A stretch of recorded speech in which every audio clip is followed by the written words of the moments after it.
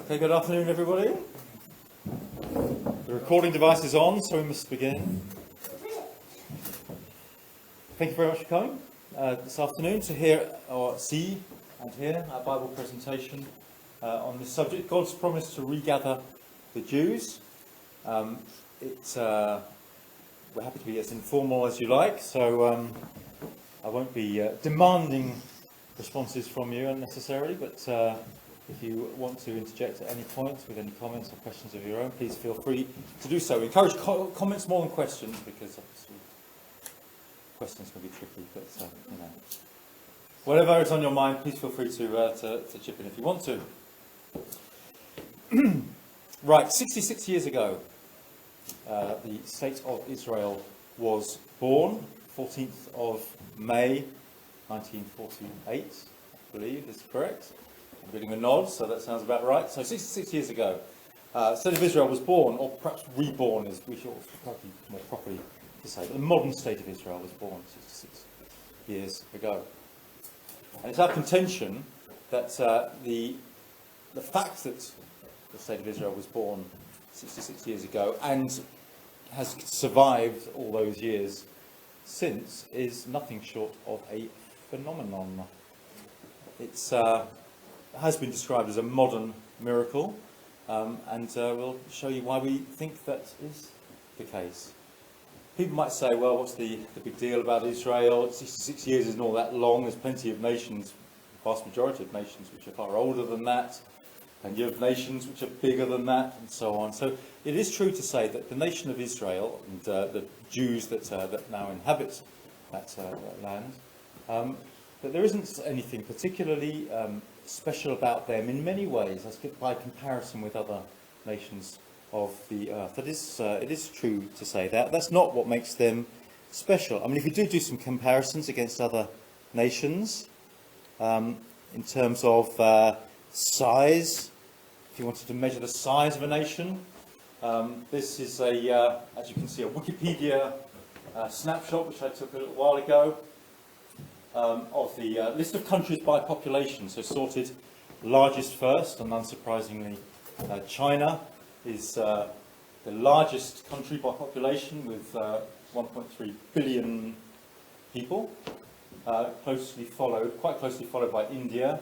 And then there's a big gap to the third place country, which is the US, and then Indonesia, 247 million, and so on. So that's the biggest countries. I think there were in total 243 countries on that list in total. I don't know whether you want to come up with a guess as to where Israel might figure on that list in terms of ranking. How many? 200. 200. Any advance on 200? Well, I'll tell you actually, it's quite a bit higher than that actually. Israel's in the middle there, number 96 on the list. So there's obviously lots of very, very small countries or nation states that form a long tail to that list. So there's Israel, just smaller in terms of population than Austria, bigger than Switzerland and so on. So that's where Israel sits in that list. 96th on the list. By no means anywhere near the biggest country in the world by population. Smaller than Burundi and Honduras, as you can see. It's got 0.11% of the world's population in Israel, according to those population stats, which are fairly up to date, it looks like, from what we can see on there. So small in terms of numbers, small in terms of territory as well. There's another similar list, but this time sorted by area, so that's land area. So the world, you can see, has got 510 million square kilometres, I think that is. And the biggest country by land area is Russia, largest in the world, Crimea not included, it says there. Only a matter of time, probably. Again, where does Israel come on that list? Of the 249 countries that are on that list? You were closer, actually. You're sticking with 200. You've made your mind up and you're sticking with it. Not quite there, but it's certainly lower than it was in terms of population. So you can see they're now 153rd on the list. Smaller in terms of land area than El Salvador and Belize. And Djibouti, which I didn't even know was a country before I learned. So you can see the size of Israel in terms of land area as well. It's a small country with a small population. Probably didn't need me to labour that point. So, compared with other countries, it's pretty insignificant in the world, or by nowhere near the most significant country in the world, naturally speaking. So what is so special about it? Might argue that it's not even a particularly admirable country. Obviously, the terrible events that are going on at the moment between Israel and the Palestinians and Gaza really aren't painting Israel in a very favourable light in the eyes of most people, and with some justification, it seems to me. There's obviously two sides to every story, and we're not here to be political about these things, and we're certainly not here to defend Israel, to be apologists for Israel. That's not the purpose of what we're doing this afternoon at all. Yeah, people have got a pretty jaundiced view about Israel at the moment. So what is special about Israel? Well, it's none of those things that we've been talking about. It's the fundamental answer is it's not special because of man's opinions. It's not special because of anything that the Jews have done of their own bat. It's not special because of anything that man has done.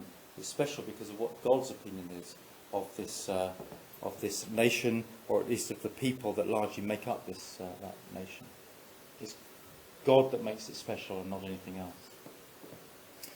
And we can see that when we look into the Bible. Deuteronomy chapter 7, verses 7 to 9 is a fairly stock passage that we often use in this context. It's Deuteronomy is the fifth book of the Old Testament, as you probably know.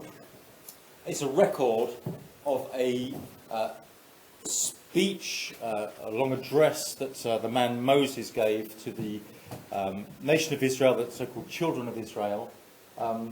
This is subsequent to then Moses, under the hand of Moses, and God had liberated his people of Israel from captivity in Egypt, was plagues and so on, and was leading them to what was called the Promised Land, which was actually the land of Canaan, or otherwise then became known as the land of Palestine, and is actually the land territory to a large extent which is now occupied by Israel. And it took them a long time, for various reasons, to make that relatively short journey from Egypt to that land. And but eventually, after 40 years of wandering in the desert, they got to the borders of the land, and Moses, who was not permitted at that time to enter, to lead them into the land, gave effectively a farewell address to them. And as part of that address, he reminded them of their history, and he reminded them of their status in the eyes of God. And so in Deuteronomy chapter 7 and verse 7, this is an extract of what Moses said to them.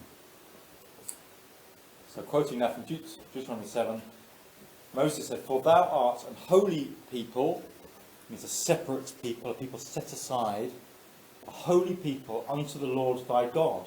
The Lord thy God hath chosen thee to be a special people unto himself, above all people that are upon the face of the earth. And so Moses is relating to them how God had chosen them and set them in a particular position, a superior position in this regard, above anybody else, any other nation or people that were on the face of the earth at that time or since.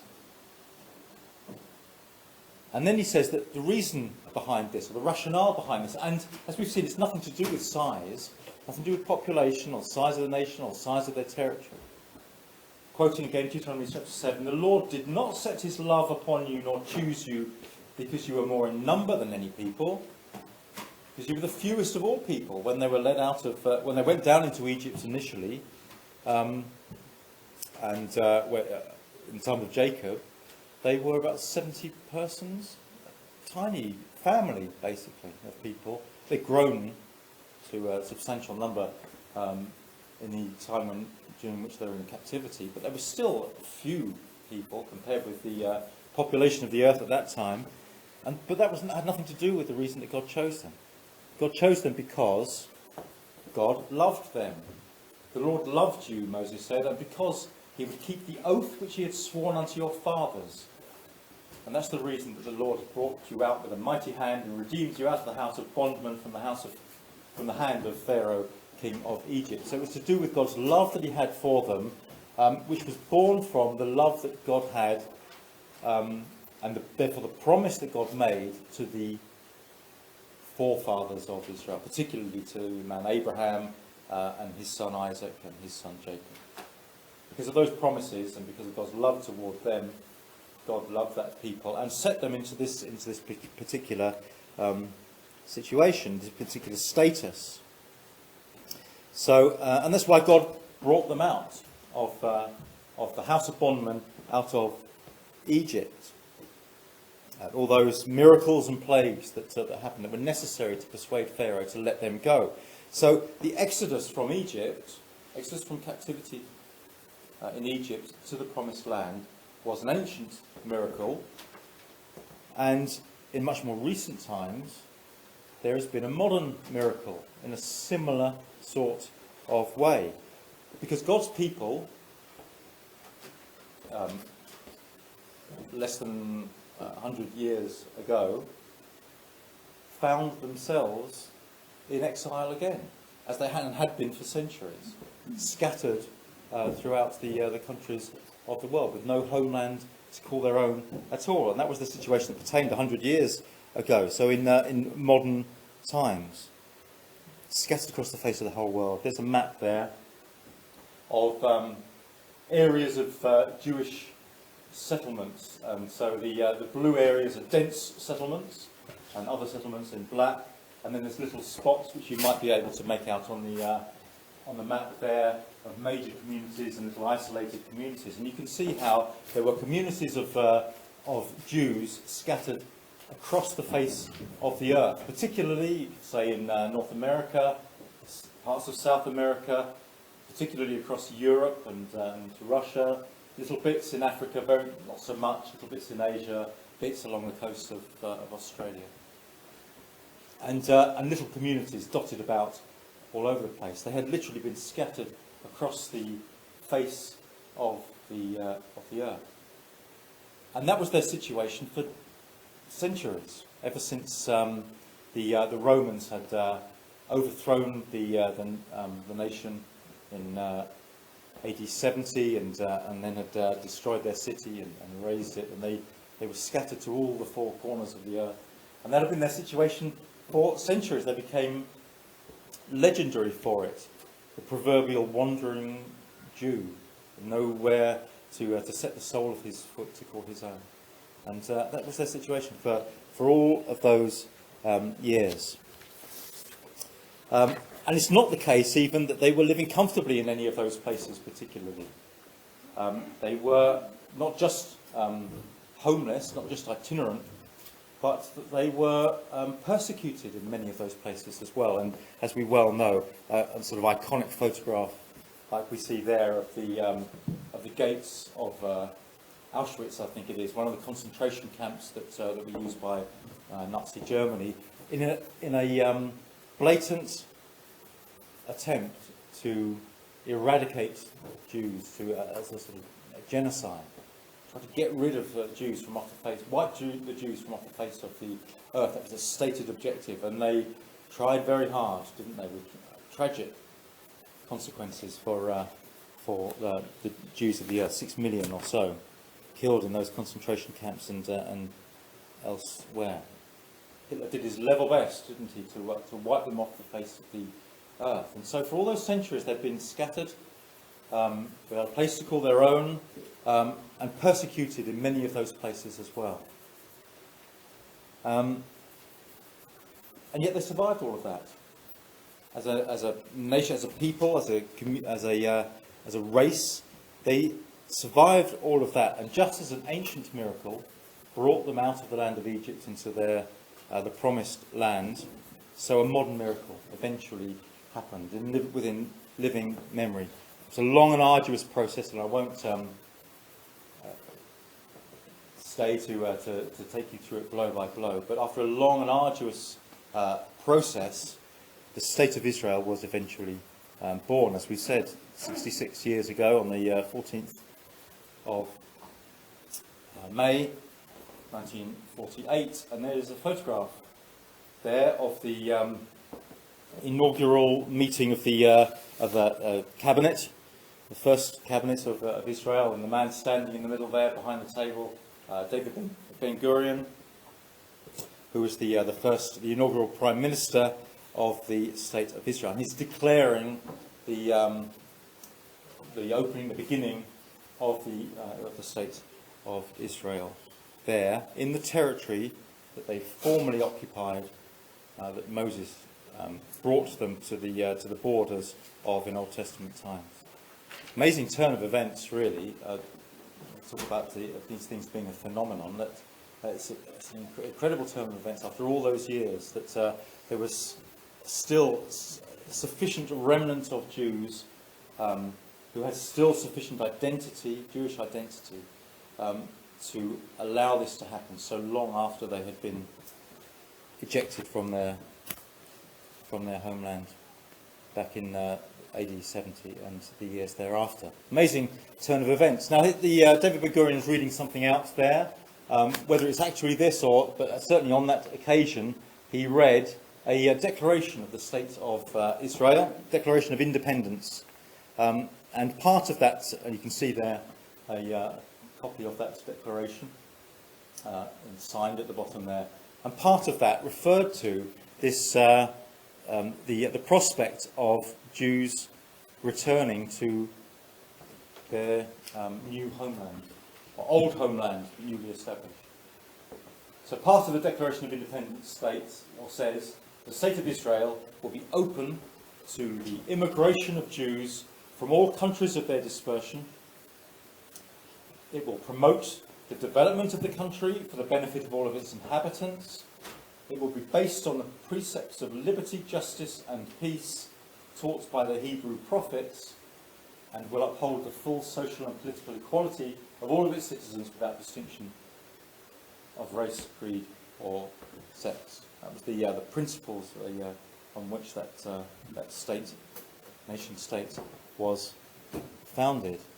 How far they've been able to succeed in those ambitions is a moot point, really. We only use it for the purposes today of establishing that the state of Israel was deliberately set up with open borders so far as immigration of Jews was concerned. The invitation went out across the world to Jews living in all of those different places to come back to the land of their forefathers and to help to build this new nation. So that invitation went out. It's no coincidence, I don't think, that there's a reference in that extract to the things that were taught by the Hebrew prophets. No coincidence there, because if you look into those prophets, as we are about to do now, you will find there that God had intended this to happen all along, from the very beginning. He had predicted it and promised it, was our title, he had promised it centuries before. So this was no surprise to many Bible students that this happened at all. And looking back on it, it should be no surprise, even though the things are phenomenal, it should be no surprise, because God promised that this was going to happen, and lo and behold, in due course it did. And so if we look back, for example, into one of the prophets, there, the book of the prophet Jeremiah, one of the major Old Testament prophets. An extract there from one of many that we could have chosen, but I think it will suffice to make the point. Jeremiah chapter 30, this is what God inspired the prophet Jeremiah to preach to the people of his day, and it amounted to an extraordinary long-term prophecy that was going to happen. So we'll read from Jeremiah, chapter 30, verse 3 first of all. It says, "For lo, the days come, saith the Lord, that I will bring again the captivity of my people Israel and Judah, saith the Lord, and I will cause them to return to the land that I gave to their fathers, and they shall possess it." So that's the setting the scene of the prophecy. And then a little bit later on in the chapter, verse 10, goes on to say, "Therefore fear thou not, O my servant Jacob, saith the Lord, neither be dismayed, O Israel. For lo, I will save thee from afar, and thy seed from the land of their captivity. And Jacob shall return, and shall be in rest, and be quiet, and none shall make him afraid. For I am with thee, saith the Lord, to save thee. Though I make a full end of all nations, whither I have scattered thee, yet will I not make a full end of thee." So God is saying there that there would come a time when they would be scattered into other nations of the earth and persecuted in those places, but a full end would not be made of them. They would retain their identity. They would retain their lives, and so they would be preserved, and eventually God would work to bring them back into the land which He gave to their fathers, of Abraham, Isaac, and of Jacob. Now, those prophecies like that often have a number of fulfilments, approximate fulfilment and a long-term fulfilment. But I think what we can see there, the fulfilment of that promise, or a significant fulfilment of it in many cases, that is happening, not yet fully complete, but has begun to happen in our own days, as we have seen. This is a prophecy that has been worked out in our own lifetimes, before our very eyes, we might say. So that invitation went out to the Jews of all their dispersions, and the response came.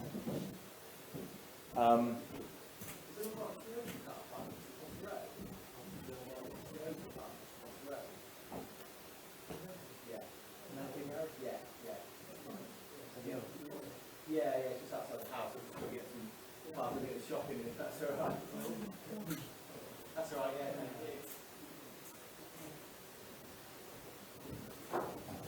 you. So the invitation went out to the Jews to return to the home and come and help build this fledgling state, and the response came. And so you can see there a graphical representation of the population that is to be found in that territory, the land of Israel now, and it's broken down by those of Jewish origin and Arab origin, as you can see. So the Jews there, the blue bar, as you can see how small that population was, and the tiny proportions in 1914 and 1922 and 31, and then we get to the years when the State of Israel was established, and you can see how instantly, between 1941 and 1950, the instant response that came, and the numbers jump to over 1 million Jews in the land in 1950, and nearly 2 million in 1960, and 2.5 million in 1970, and over 3 million, 3.25 million in 1980, up till the graph goes up, as you can see, to 2005, where there's in excess of 5 million Jews in the land of their forefathers now. So that population has returned to the land, and then grew and proliferated in that land. And they still exceed the number of Arabs in the land at this present time.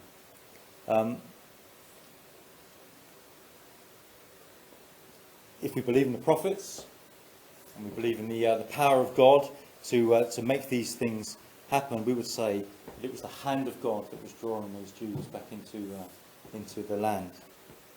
So their birth was a phenomenon. The return of the Jews back into their land was also a phenomenon, and the fact that the land has survived and indeed prospered the Jews have survived and prospered in that land is also, ever since, is also an ongoing phenomenon, we would suggest to you. because the establishment of the State of Israel wasn't universally popular, as you probably already imagined. It wasn't universally popular.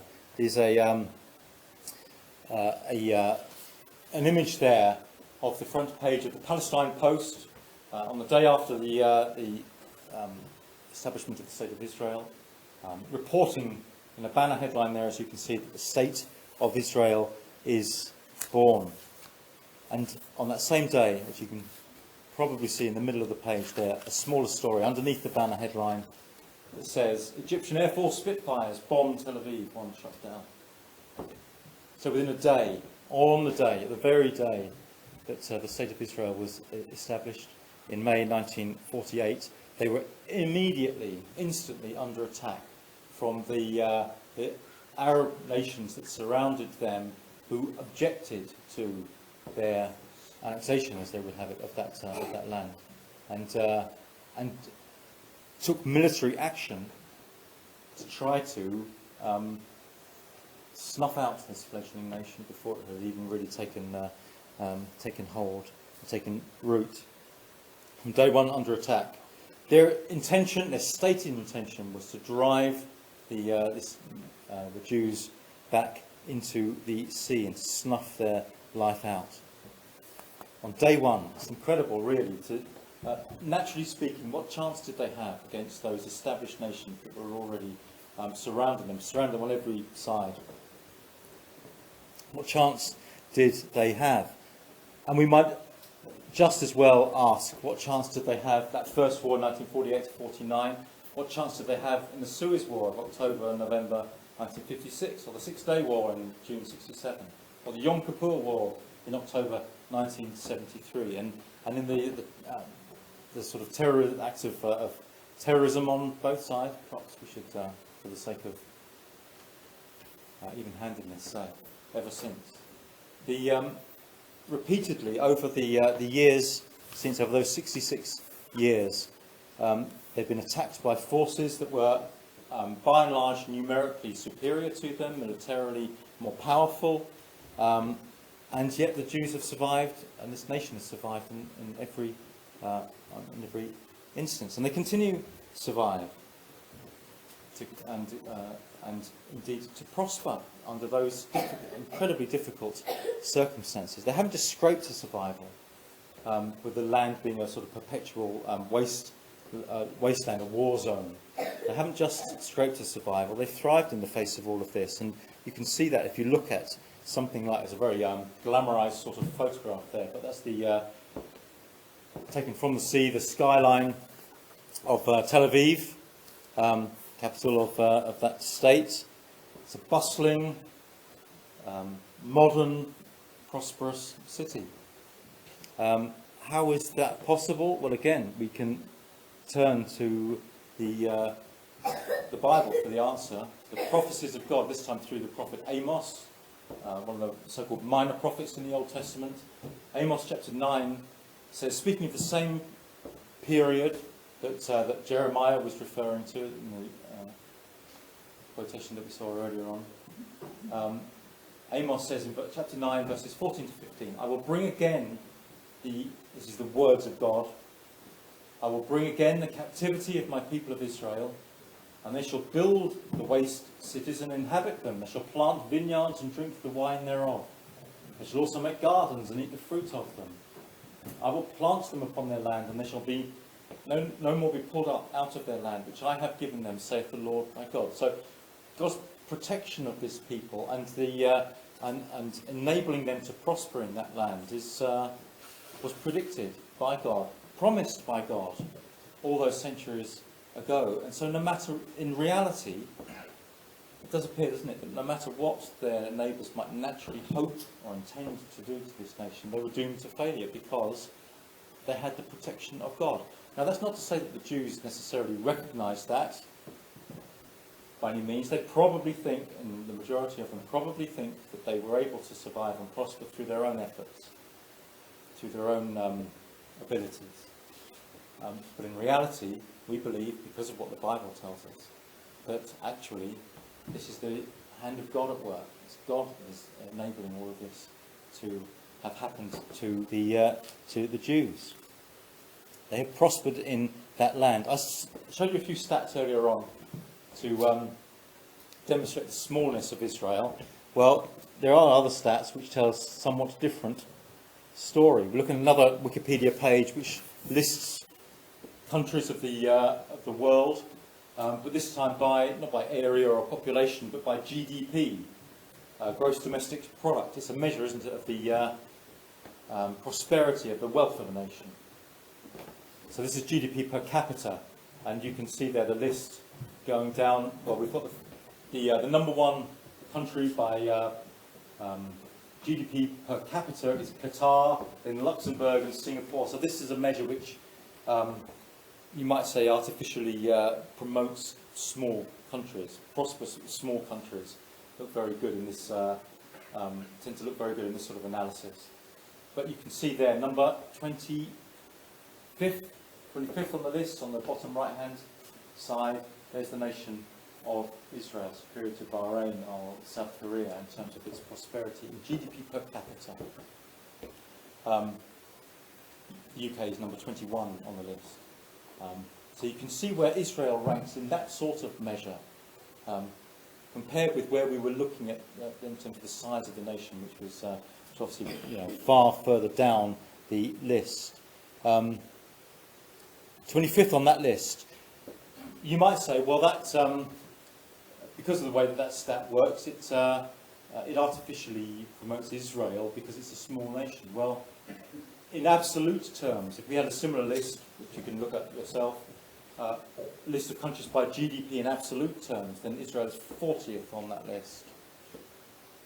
Where were they in terms of population? 96th population, 153rd in terms of territory. Here's a nation that has developed itself to 40th in the world in terms of gross domestic product, all the while having been under attack from its neighbours, seeking to drive it into the sea. Extraordinary performance. Yeah. This, like Qatar comes out the first thing. Yeah. Are those because of their natural oil? Is that oil revenue included in the GDP? I would. Short answer: I don't know the answer to that question, but I would imagine so. In terms of something like Qatar, if somebody's got a country is very naturally rich in terms of natural resources, then it's going to so it's going to do very well. But then you get somewhere like Luxembourg or Singapore, which are going to be based on other things. I don't know what the natural resources of Luxembourg or Singapore are like. Or maybe it's just on skill. Yes. So some of them will be exactly right. And so some of those have got a natural advantage over others to bring themselves very much higher up on the list. Whereas Israel doesn't appear to have any of those. It's not sitting on loads of oil fields or anything of that nature. And so that's been through. I think they're relatively speaking quite high up in terms of technological growth and that sort of thing. It's IT. It's soft skills like that has built the GDP of a nation like Israel. So you see oil-rich countries. Kuwait is up there in the 17th and so on. So I guess that does make a difference. Brunei, 5. So so that's in terms of GDP or GDP per capita. There is an institute which I had never heard of before I researched this subject, which is called the Legatum Institute, based in London. And they, every year, I believe, they issue what they call their Prosperity Index, which is, again, indexing countries of the world by overall prosperity, but it also takes into account not just monetary wealth, but things like the happiness of the nation and its culture and its education and its health. So all of those factors are factored together. And if you look at the latest that I could find,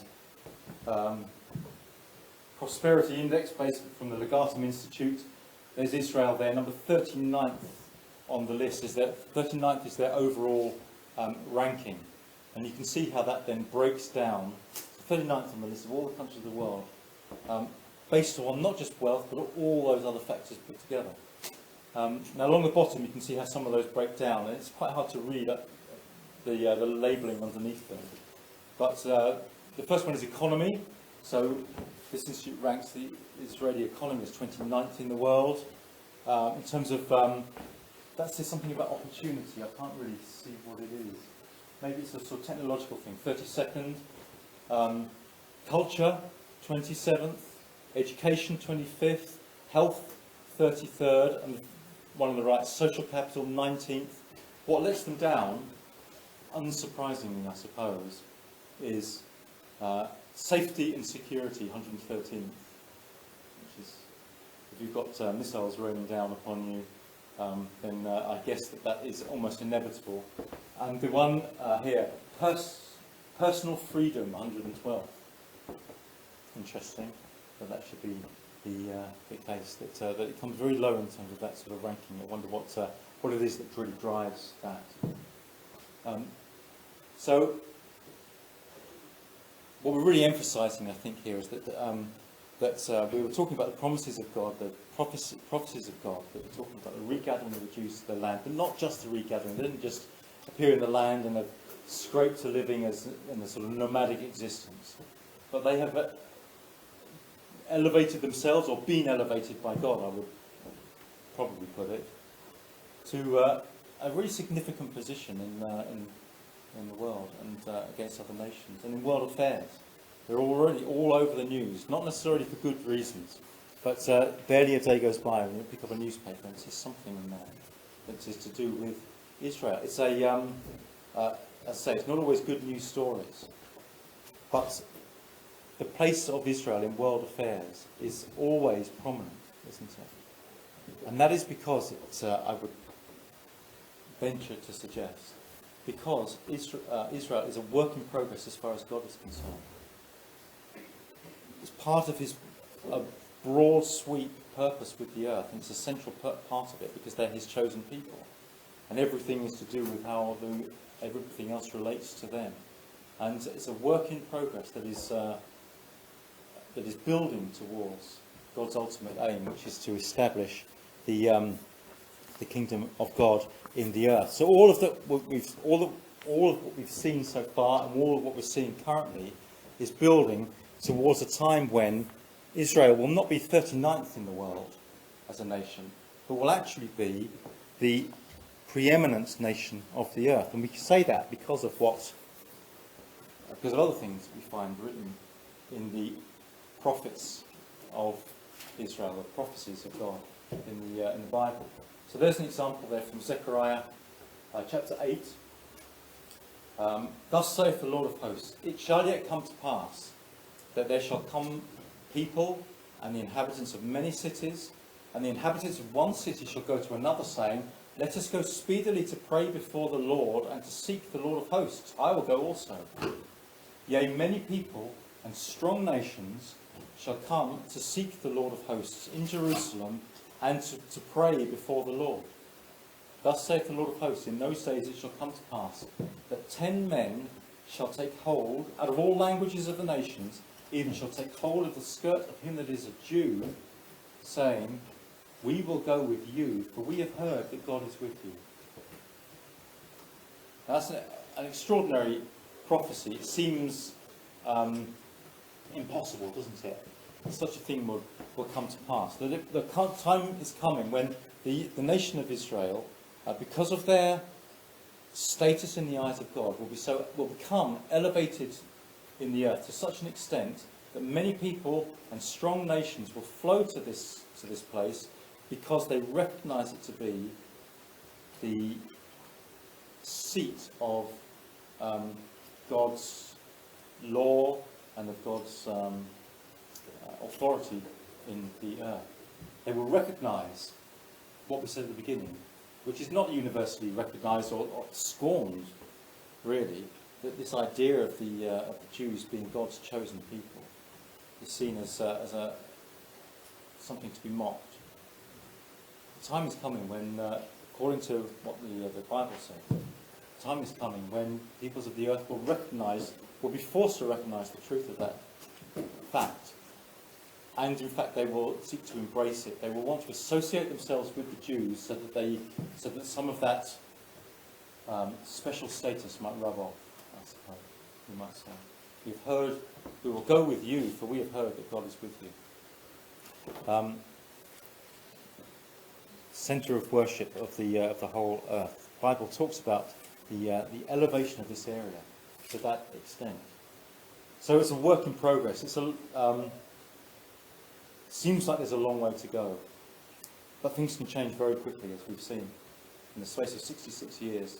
See how the landscape of that territory has changed in a short period of time. So, final chart, just to re-emphasise, remind ourselves really of why all of this has happened, and the answer is given to us very simply. It's a simple answer, really. It's in Isaiah chapter 43, verses 10 to 12. The reason why these prophecies were given, and the reason why all these things has happened to Israel, is not just because God loves Israel and He has a purpose with them, but it's to act as a testimony to everybody else, to outside observers like ourselves, to act as to bear witness to the fact that God exists. And He's able to do extraordinary, phenomenal things in the earth. And that's really the message, I think, of Isaiah 43, verses 10 to 12. Ye are my witnesses, saith the Lord. He's addressing Israel. Ye are my witnesses, saith the Lord, and my servant whom I have chosen, so that ye may know and believe me, and understand that I am He. Before me there was no God formed, neither shall there be after me. Even I am the Lord, and beside me there is no Saviour. I have declared, and have saved, and I have showed when there was no strange God among you. Therefore ye are my witnesses, saith the Lord, that I am God. So we can all look at that Israel as God's witnesses. Whether they recognise it themselves or not, they are bearing testimony to the fact that God exists and that He is powerful and He is able to bring His purpose to pass. We have seen, haven't we, the declarations of God in the Old Testament prophets. We have seen how He has saved His people. He showed us these things in our own lifetime. It does seem, doesn't it, irresistible, it does to me anyway, that the Jews are indeed God's witnesses. As I say, we're not here to defend them, to apologise for them, or to make excuses for them, or anything they might do. But we're here really just to recognise the fact that they recognise them for what God says that they are, which is His witnesses, His chosen people, and a people that bear testimony to His existence and His power. And if that is the case, then those other prophecies that point to the things which are yet future, we can have confidence that they will indeed at some point come to pass. And on the basis of that, well, maybe it makes a difference to the way that we view our own lives and the way that we react to all the other things that God has written down for us in the pages of His book. Okay. That's really all I've got to say. I don't know if anybody has got any other comments or questions.